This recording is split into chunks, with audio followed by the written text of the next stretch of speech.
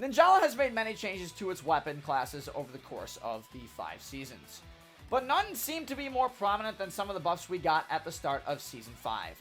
From the sound hammers working how they do on the training range, which is always offline, online, to the scrap katanas having stronger and better combo routes due to its new attack flow and hit detection correction, there have been some amazing changes to all these weapons.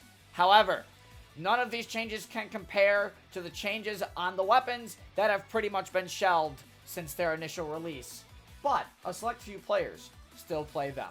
That's right, we're diving into our next weapon guide on the prop hammers to find out how they went from near extinction in Battle Royale to one of the fastest moving and growing hammer classes in the game. Hello ladies and gentlemen and all the core gamers out there, CAJ Man 777 here, drinking his morning coffee to bring you yet another weapon guide. And this time around we're going to be talking about the weapon most people probably forgot existed in Ninjala unless you happen to be named DD Deadly. Of course, this is installment number 9 of my weapon guide series, and yes, it is finally time to talk about the last current hammer class in the game, the prop hammers. But funnily enough, after this guide, we only really have one more main guide to do, which will be the drill guide until a new weapon type releases. And of course, I want to do mini guides for the variations of the weapons. So, to mark the occasion, I wanted to do something a little special. I kind of wanted to cut in here so you guys could see me, just so I can thank you all. You guys have made this weapon guide series so successful over literally the past, like, entirety that Ninjala has been out. From the first weapon guide I did to the weapon guide that you guys are going to be watching right now, I just have to thank you guys for making this series as successful as it has been. I never thought that when I started playing Ninjala that these videos would explode into the spotlight in terms of how to play these weapons as much as they have.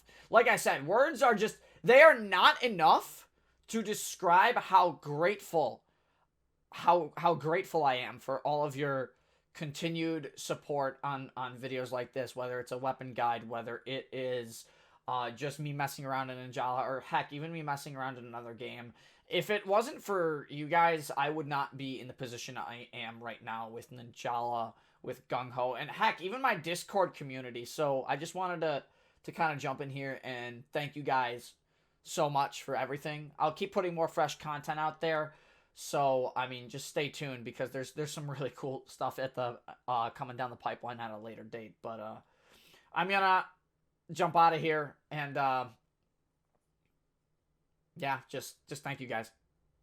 Of course, if you're interested in that sort of thing and you want to see more of my content, do me a favor and hit that subscribe button to support this channel going forward. It's actually rather shocking that nearly 70% of the people who watch my videos aren't actually subscribed to the channel. So what are you waiting for?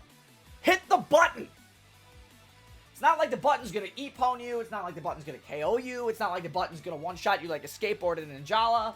You know, the usual stuff. It's just a simple button. All you gotta do is click it.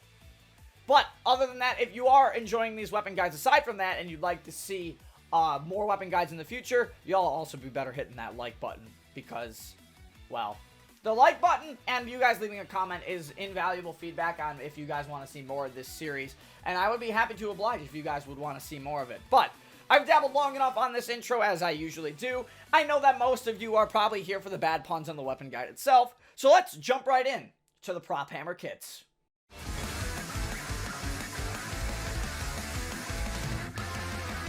Like all of my guides, of course, this is an in-depth analysis and breakdown of everything the prop hammers have to offer. From the weapon kits to the combos, I will be showing off everything with both variations of these weapons. But because there's so much information in Ninjala to go over sometimes, some of that information that I mentioned in this guide has more than likely been already said in a previous guide, so I'll try and get through that information as quickly as possible.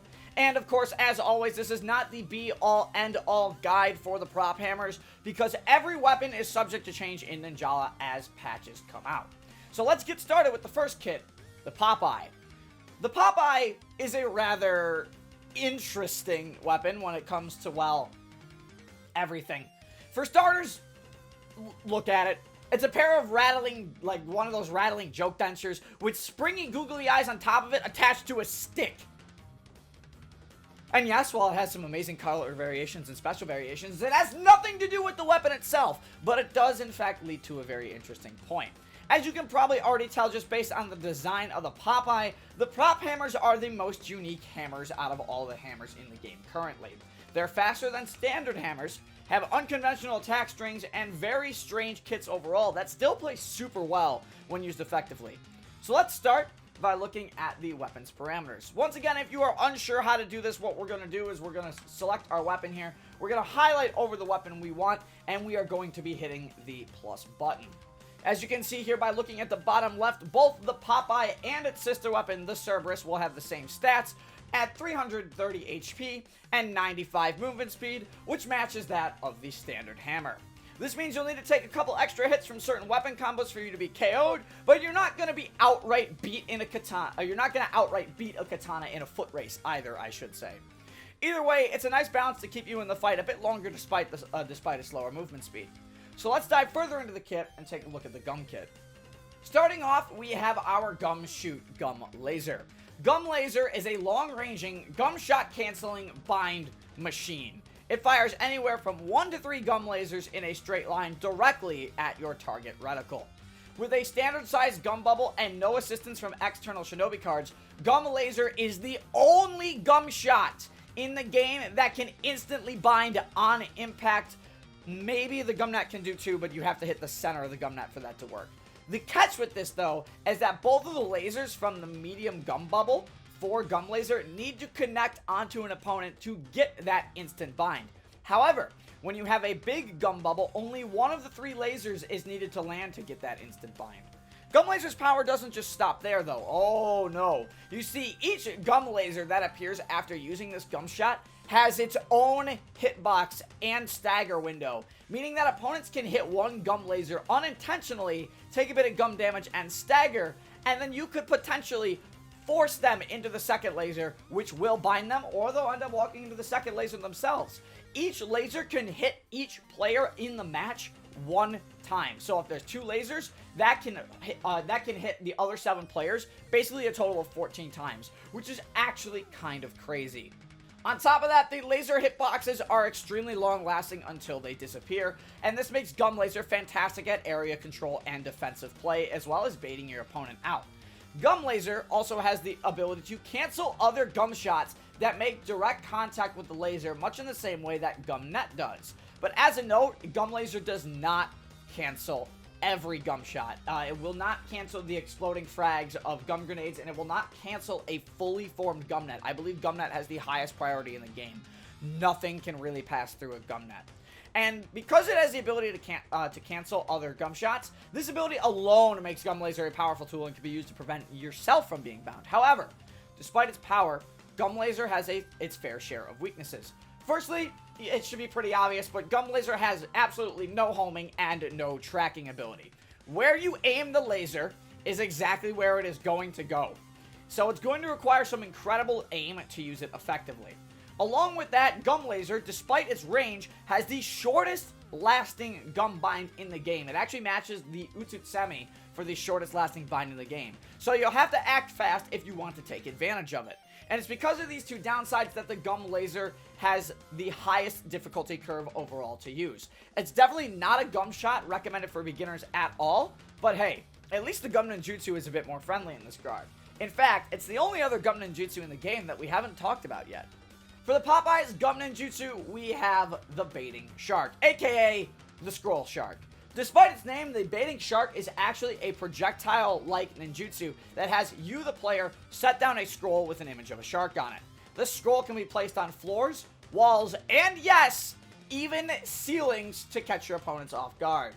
When an opponent approaches the scroll or gets knocked too close to the scroll, they'll automatically be dragged into the scroll over a small radius before realizing that they're about to be eaten by an actual shark, which jumps out of the scroll and just outright eats your opponent.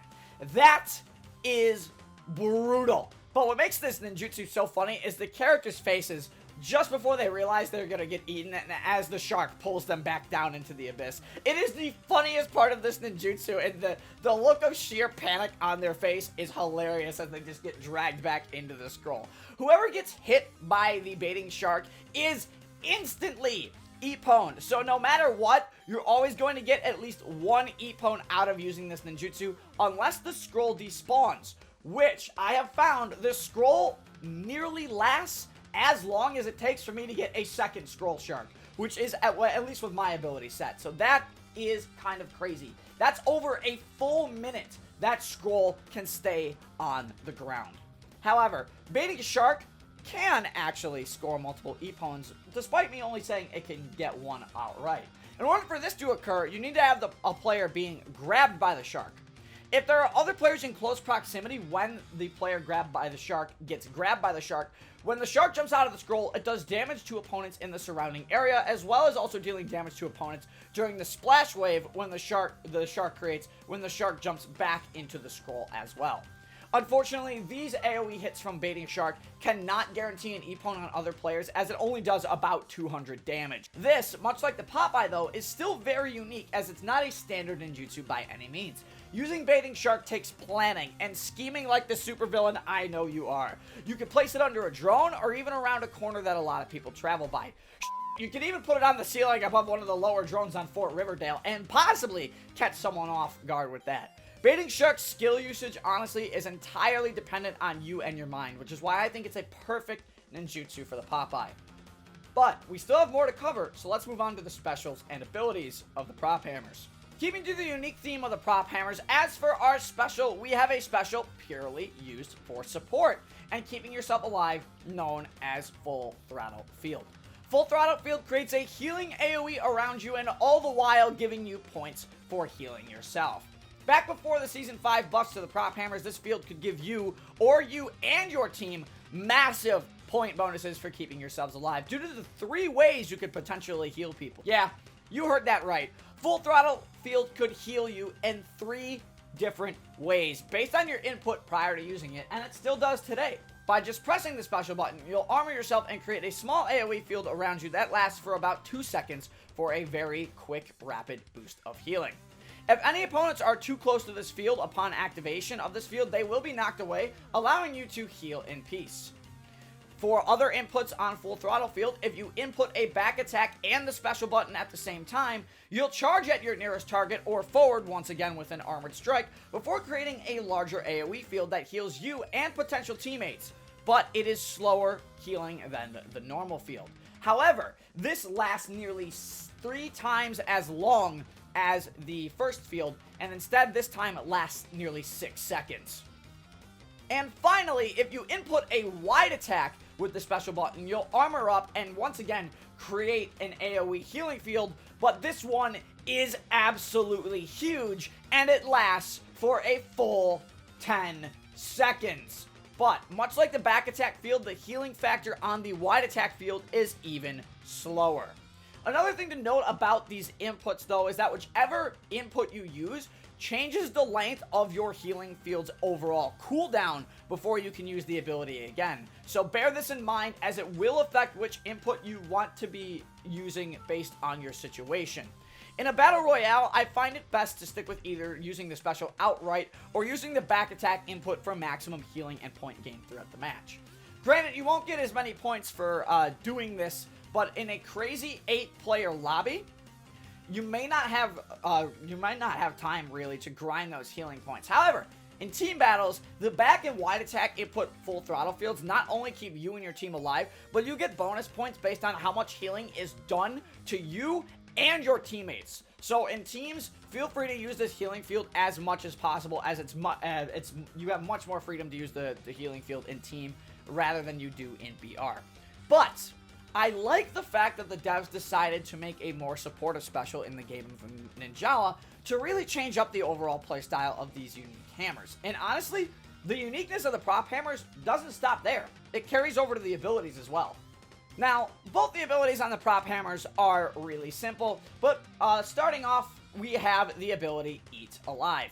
Eat Alive is a very straightforward ability that activates anytime you KO an opponent. What happens when you KO an opponent? Well, your special health recovery rate increases every time you get a KO or an Epone. This, of course, adds to the longevity of the Prop Hammer players that are more combat focused, which is great to see. You can literally become an unstoppable tank with insane healing based on just the amount of people you KO. Combine that with the fast healing normal field and you are healing like crazy. As for our second ability on the Prop Hammers, we have the big weapon exclusive ability known as Mega Mouth. This one is actually pretty simple too. Mega Mouth actually reduces the cooldown of the full throttle field once you have a big weapon for all of its inputs. This is nice as it once again adds to the life of a Prop Hammer player, and it's honestly pretty scary to think that a Prop Hammer player may never ever be KO'd or even Eponed with all these cool and unique abilities focused not only around healing, but around armored attacks, which is just incredibly scary and it's super, super good. But with that being said, that will just about cover it for the specials and abilities of the Prop Hammers, so let's talk about the Popeye Prop Hammers sister kit, the Cerberus. This is another weird one. It's a shoe with googly eyes and a tongue, and there's gum stuck to the bottom of the shoe, which extends into the weapon's handle, and that's how you hold it. Honestly, this weapon's all over the place, but that's okay, because so is its Gum Kit. The Gum Kit, honestly, should feel like a throwback to anybody who has watched my very first weapon guide that I did on the channel, as both the Gum Shot and Gum Ninjutsu are the same as one of the Gum Kits in my Trick Ball guide.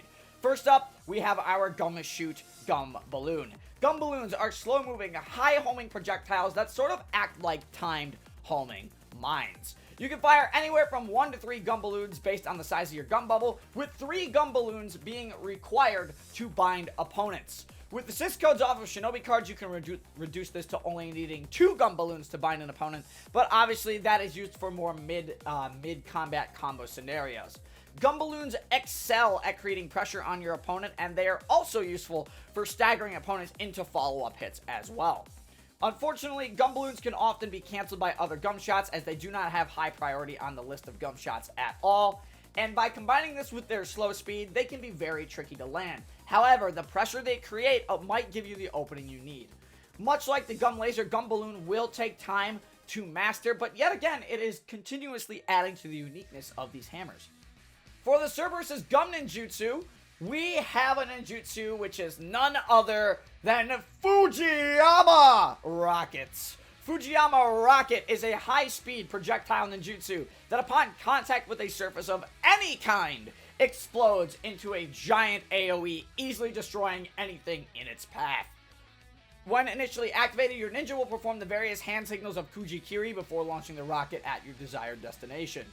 Do be aware though, because if you are interrupted while performing the Kujikiri hand signals during your ninjutsu, your rocket launch will not activate and you will have just wasted your ninjutsu. So make sure it is clear before using it. It's also important to note that the rocket's hitbox is entirely the rocket itself. So if it makes contact with anything, it goes boom.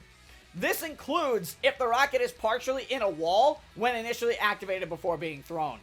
If that happens, you will also have just wasted your ninjutsu, and the rocket will explode on you and do nothing. But this super powerful ninjutsu on the bright side can often net more than one opponent at once, as I already said. That is just going to about do it, actually. That is everything you need to know about both the Prop Hammers kits. So let's move on to something a little bit more action-y. The combos.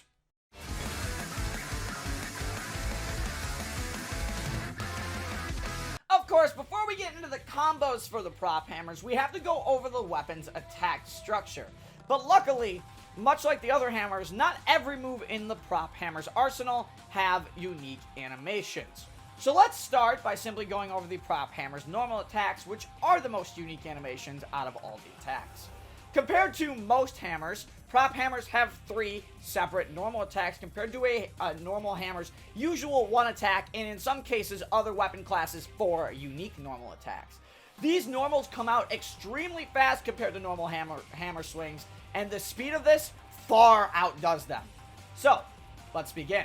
Starting off, we have Normal 1, which begins with a quick, weighty swing straight downwards. Normal 2 is a quick smash follow-up that quickly smashes your opponent from left to right, similar to how other hammers' back attacks look.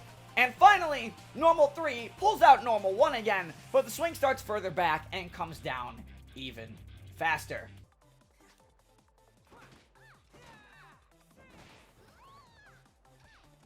Luckily, like other weapons, these normals can be chained infinitely for a potential KO. Usually 5 normals are enough to KO most weapons in the game, but 6 are needed to end the pesky scream machines known as sound hammers. And we all know there's a lot of people playing sound hammer in Season 5. On to our back attack now. We have an attack that is very similar to what we saw earlier with the back attack variation of the full throttle field. An attack with a slow startup, you ready your prop hammer and lunge at your opponent with a super armored strike. Like most back attacks of the hammers in Ninjala, you do get some form of armor, but the prop hammers are scarier in this regard because it doesn't just need to be used as a counter. Instead, you can actually take initiative with this attack because you actually get super armor. Once again, the back attacks can also be chained together, but due to its slow startup, it's not recommended at all. Instead, you should focus on either starting combos with a back attack before finishing them off with other means, or using them as a counter blow if you see an opponent stuck in that little chase down animation, so you can guarantee a safe first hit. And finally, we are on to our wide attack. The wide attack unleashes a devastating spin forward where you will hit your opponent one time with an incredibly powerful stagger window afterwards. Now, you may have noticed something interesting about this kind of stagger. The stagger looks incredibly similar to the long-lasting stagger animation that the trick balls once had way back at the beginning of the game.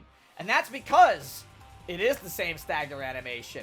This is fantastic because it means a guaranteed follow-up for you. It's also super beneficial because unlike other hammer wide attacks, this one only strikes one time. It is still an AoE, but it only strikes one time compared to the multi-hitting normals of literally every other hammer in the game. Another thing to note about this though is that much like the sound hammer's wide attack, this wide attack cannot be cancelled out of once started, but it's very useful in combo strings, so let's start by talking about those. Prop hammers, without a doubt, are the most offensive-oriented hammer when it comes to dishing out quick KOs. Despite them doing less damage compared to other hammers, the prop hammers make up for their damage in their combo speed. So what better way to start off showing a combo than showing a combo which takes advantage of that speed? It's a rather basic combo, as I like to always start off with, but here's what the general flow of the prop hammer feels like. For this combo, you're going to start off with a back attack, a left-right ZR. Following that left-right ZR, you are then going to go into all 3 normal strikes, so you're going to hit ZR 3 times after that. If your opponent happens to be a sound hammer, you have to add 1 additional ZR. But if your opponent is not a sound hammer, you can just go immediately into a wide attack to KO them.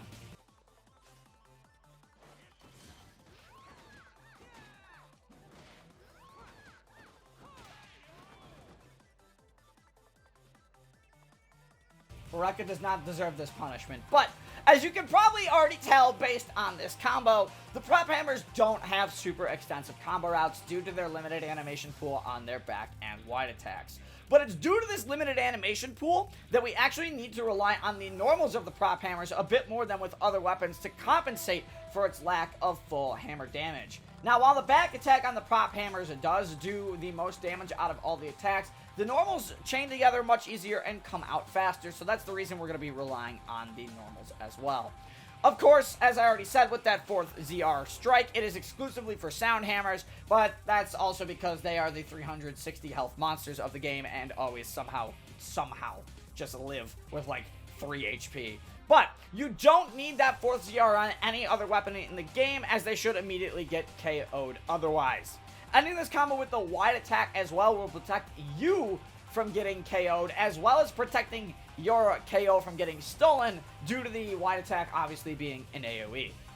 Now for the next combo, we're exclusively going to be using the Popeye for this one, and the main reason we are going to be doing this is because the Popeye, this combo needs no external assist codes to make it work, and it involves a careful use of the gum laser placement to literally e-pwn everything in the game. Yeah, that's right. We're going to be focused on the insta-bind capabilities of Gum Laser for this one. And you don't even need an extra hit to eliminate a Sound Hammer with this combo either. Don't worry though, because the next combo that we will be going over, combo number 3, will focus around you Cerberus players. And while this combo I'm about to show you is possible with the Cerberus, you'll actually need assistance from a certain Shinobi card to make it work on the Cerberus. So, here's the combo. This combo is going to start a little differently from our first combo. You're going to start this combo with a downward ZR. You're going to start with that heavy staggering wide attack. Following that heavy staggering wide attack, you are then going to move into a back attack. After that back attack, you are going to jump cancel and shoot your Gum Laser at your opponent. Aim this correctly, your opponent should immediately be insta-bound. And then to end this combo off, you're going to finish them with 3 normal strikes.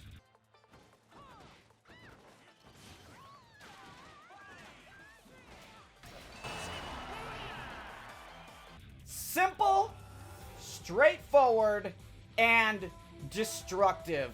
This combo as a Popeye player is going to be your go-to in most situations. Getting the positioning of Gum Laser during this combo is key to mastering it. Even if you don't necessarily get the bind outright with the Gum Laser, this combo will still KO any weapon in the game, provided you can at least get one Gum Laser to hit, as it provides just enough additional damage to KO a Sound Hammer. In fact, this combo does 363 damage overall.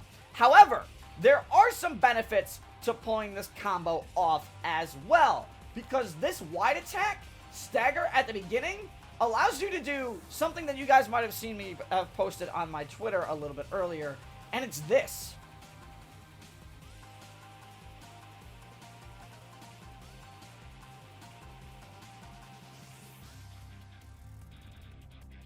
Now, imagine me not having literally any health during that entire scenario. How much health do you think you're going to recover? Well, if you're running certain Shinobi cards, you can literally recover all of it with that one combo. And all I did was add a wide attack healing field after the wide attack here. Because the stagger is just so brutally long lasting, you can kind of just do it for free. This literally works every time if you can get it to hit. It is just absolutely insane. Of course, though, with a big weapon on this combo that I just showed you and the one I just kind of ran through with the extra healing field, this combo becomes so much easier to e-pwn someone, as just a single laser hit will bind your opponent, and those lasers are spread over a wider area. So make sure to practice this combo more specifically with the medium-sized Gum Laser more often than not. Of course, I had to reset the training range because for this third combo, as I said, we are going to be moving over to the Cerberus for this one. But for this third combo, you are also going to need to run the Shinobi card Stealing Hyena with the Gum Damage Up assist code, which is assist code 3 on the Stealing Hyena card. This assist code needs to at least be at level 5 for this next combo to work. Of course, this combo will still work with the Popeye because, once again, it has Gum Laser because Gum Laser OP, if you can aim it. But things that work on the Popeye don't work on the Cerberus without additional assistance from Stealing Hyena.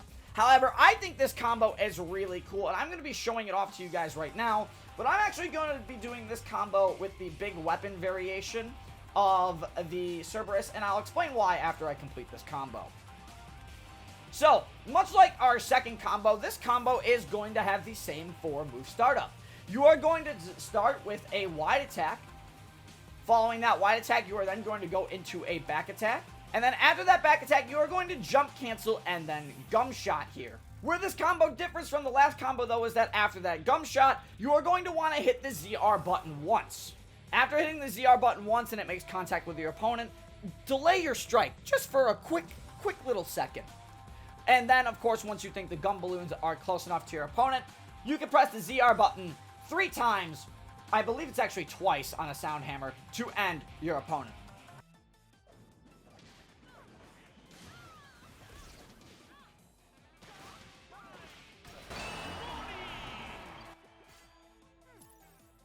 And that is why I personally recommend having a big weapon for this combo more often than not. because with a medium-sized gum bubble, the 2 balloons, I feel, are just a little bit too slow after that ZR hit, and your opponent could potentially have an escape option out of the combo. But with a big gum bubble, which spawns 3 gum balloons, that first front balloon is guaranteed to hit your opponent, which makes it much easier to get an E-pwn with. But after that first normal ZR, there is a slight delay in my next strike. The reason there is a delay in my next strike is to make up for the balloon's tracking time, to make sure your opponent gets hit by those balloons before you finish the combo with the bind. However, if you end up swinging too early before the balloons hit, due to the knockback potential that the wide attack actually adds to weapons, as well as combining that with the back attack, if you swing too early before the balloons hit, you'll end up actually knocking your opponent away from you and dropping the combo, where the balloons will have to chase a longer distance, and that is something you do not want to happen. But, of course, I do have one more combo to show you guys. Now, while you can do this combo with the Cerberus, I am going to be jumping back over to the Popeye, because the Popeye has one additional move input that you need for this combo. But it is an extremely simple combo that just works due to the increased stagger of the wide attacks on the prop hammers. And honestly, this next combo comes straight from DD Deadly. It's named Shark Bait. Here's that quick, fast ninjutsu combo that both of these hammers have. Starting this combo off, you are going to start with a wide attack. Following that wide attack, you are then going to jump as soon as you can. Press that jump button and simply press your ninjutsu button. However, if you have the Popeye, you do need to add one additional ZR input to set the scroll down on the ground.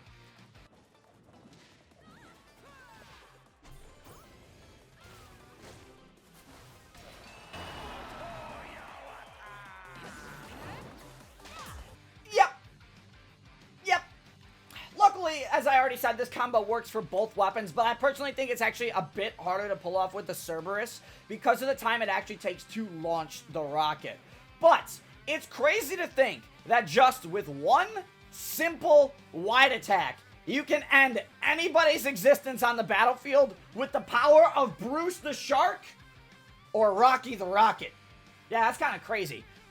But with that being said, that is actually going to do it for the combo section of this video. And honestly, I think the prop hammers are one of the easiest weapons to learn the combos for, despite some of their kits and the parts of their combos kind of being tricky to use, mainly because of the delay on Gum Balloon and, of course, the aim of Gum Laser. So make sure to practice up, and in no time, you'll be as deadly as King DD himself, the god of the prop hammers. But of course, as you guys know in these guides, we're not quite done yet, because in the next section of the video, we're going to get into the Shinobi card recommendations and the weaknesses of the prop hammers.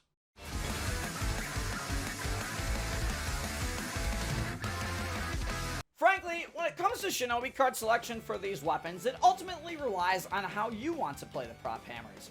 I personally like being an unstoppable force that relies on constant health regeneration to keep myself in the fight longer, but other players might recommend something that is more focused around heavy life drain and keeping yourself always topped up without having to use the need for healing. So with that being said, here's what I recommend for all you prop hammer players out there.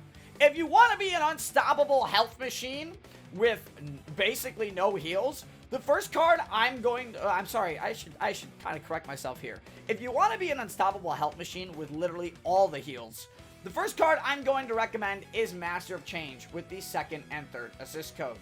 Master of Change will naturally increase your health recovery when you're morphed, and if you morph while in your healing field, the health recovery becomes absolutely bonkers. It is literally less than a second, and you can almost be back at full health with a prop hammer. This will also make sure you can quickly heal after a fight and get right back into the action with little to no downtime. Adding to the healing factor, if you guys want to go a little bit more insane with the health, this could bring us to your second Shinobi card suggestion or recommendation, which would be Life Drain, with the main focus being on the first assist code.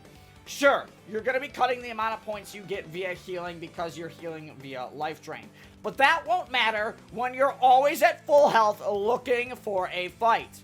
Now sure, this might seem a little bit counterintuitive to run Life Drain because it slows your natural health recovery as well as the full throttle field's recovery speed. But remember, we also have Master of Change, which in theory counteracts the slow health recovery rate when you're morphed and pretty much resets it back to normal with a little reduction due to the Life Drain. So this is actually not too bad of an idea. So you're still going to get some of those bonus points from healing, but it doesn't entirely negate those bonus points from healing. You just won't be getting as many of them. As for our third Shinobi card recommendation, it's Starting Dash with Assist Code 1. Get that speed boost. Movement is stupidly important in Ninjala, and having additional movement speed with a Popeye is super good, especially if you want to play it more aggressively. It activates anytime you respawn as well. Not that you should be getting KO'd by conventional means too often due to the insane health recovery you have anyway, but it's a nice card that definitely comes in handy. To pair this up as well, if you want to run something else, you can also run the Quick Respawn card with Assist Code 2 and 3. You won't need the Assist Code 1 on Quick Respawn because the additional health you gain via the Quick Respawn, you can just recover by coming back, having your iframes, and simply pressing your special button to get that healing field. On top of that, every time you Quick Respawn, you're also stacking the speed boost from Quick Respawn and Starting Dash every time you respawn, as well as getting some Ninjutsu gauge for doing it as well. Quick Respawn is also nice because if you guys are wanting to play a more aggressive Popeye, it allows you to get back into the action again, once again, very quickly, meaning, once again, less downtime. However, I'm not quite done with Shinobi card recommendations yet, because now we have to talk about a few cards you must run if you are playing the Cerberus. And honestly, there's only one card in particular you have to run, and I already mentioned it, but it is Stealing Hyena with at least Assist Code level 3 to aid you with early gum binding balloons. This is a necessity, mainly due to the fact that balloons as I already said, they travel slow, and because of the way Stealing Hyena now was nerfed to work. Stealing Hyena now only activates when opponents are at 50% health or less, making it mandatory for mid-combo route binds now, or catching people in fights off guard who might have lower than 50% health. Of course, there are other options you can run in terms of Shinobi cards that pair well with Stealing Hyena for Cerberus, but overall, this is the kind of stuff you are going to want to be using with these weapons. Now, I don't really want to go too in-depth with these cards, but a couple two Shinobi cards that I think could definitely get some mentioning here, especially if you are playing Popeye and Cerberus, of course, is Giant Killer with Assist Code 2 for that increased health recovery every time you KO one big weapon per life, which would end up replacing Life Drain with Assist Code number 1 if you can get it in your build. And, of course, the card Gum Boost Impact to assist with Gum Balloon conversions if you are playing the Cerberus. Overall, both these cards could be used on either weapon, and they compensate for some of the Prop Hammer's weaknesses, as well as giving the Giant Killer card boatloads of health back for getting an E-Pwn on a big weapon. And speaking of weaknesses, I guess it is time for us to jump into those weaknesses, don't we? Well, we haven't talked about those yet, and honestly, these ones are kind of important to mention. One of the biggest weaknesses of the Prop Hammers are the insane levels of knockback built away on their wide attacks. If you hit an opponent with a wide attack and cannot finish them off before you reach that knockaway threshold, you are going to drop so many of your combos. This is something you want to avoid. Well, the combos, of course, I showed you in the combo section earlier take advantage of the additional stagger the wide attacks get. It is important to note that I have practiced those combos to avoid building up the knockaway. So it is vitally important to capitalize on that additional stagger window so you don't hit that knockaway threshold. And honestly, the only other real big weakness I can think of, and it can't even really be classified as a weakness on the Prop Hammers, is how strange the kits will feel initially when you pick them up. It's definitely not a playstyle you'll be used to at first because, as I said earlier, your special is mainly used as a support tool. You're not going to be gaining any additional damage to extend your combos with this special like you would other specials in the game. So putting yourself in the mindset that you have a support special is vitally important. You want to make sure you keep yourself topped up. and before engaging in those fights. Despite how aggressive you can play with this weapon, you really don't want to be throwing that special into combos, because let me tell you, you probably aren't going to get a KO with them unless they're stupidly low on health. And that's it. I hope you all found this video informative and helpful. I'll tell you what, compared to my last guide, this one is a breath of fresh air. It was not a 24-page, double-spaced script. It was more of like an 18-page script. And let me tell you, what a relief that was. But honestly, not that I was mad at how long the katana guide was, but I was really looking forward to doing the prop hammer guide, because this is definitely one of the guides in the series I was looking forward to doing the most. Again, due to just the uniqueness of the prop hammers. And I hope you found the guide enjoyable as well. If you, of course, enjoyed what you just watched, do me a favor and hit that like button, as well as hitting that subscribe button if you're one of those 70% of the people who watch my videos and have not subscribed to the channel. You definitely should hit that subscribe button. I got really good content coming down the pipeline. And of course, you should subscribe and hit the like button anyway if you want to see more content like this. Of course, let me know what your favorite moment of the video was, as well as writing in the comment section below anything I might have missed in this guide as well. But before I go, I'd also like to give a quick shout out to someone who helped me immensely with this guide and gathering some information for this guide. And that person is known as DD Deadly, who is easily one of the best prop hammer players out there, who plays this weapon to its full aggressive potential. Some of the information that DD shared with me was super important in terms of the combo route stuff, and I can't thank DD enough for helping me with this. But I hope you guys all enjoyed the video, and as always, until then, this is CIJ Man 777 signing off. Stay safe, everybody.